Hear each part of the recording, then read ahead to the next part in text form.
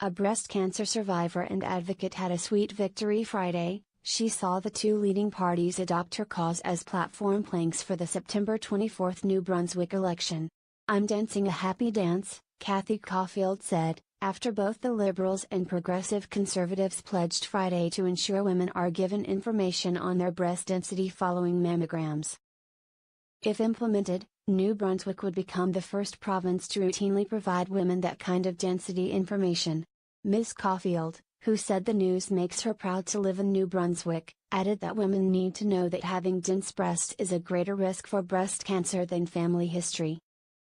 Ms. Kaufield, who completed cancer treatments 2 years ago, said few women are even aware it is an issue, so that's why she launched her #TellMe campaign to have doctors give women that information. "I had a mammogram and it came out clear, and then 5 months later I found a tumor the size of a golf ball. If I had known I had dense breasts I would have been checking my breasts more regularly and perhaps I would have found it earlier," she said. Mammograms often miss the tumors in dense breasts because dense breasts appear white on a mammogram and so do the tumors, so it's like trying to find a snowball in a snowstorm. Breast density is assessed by the radiologist viewing a mammogram. An estimated 81,000 women in New Brunswick have dense breasts, with an estimated 18,000 women in the highest category of density. Ms. Kaufield said breast density isn't consistent in families and can change during your lifetime. Progressive Conservative candidate Dorothy Shepherd, who is seeking re-election in the riding of St. John Lancaster, was diagnosed with breast cancer last December. She had surgery earlier this year and just completed the last of her treatments this week. On Friday, Ms. Shepherd said she was just the second person in her family to have breast cancer, and had been unaware of the density issue.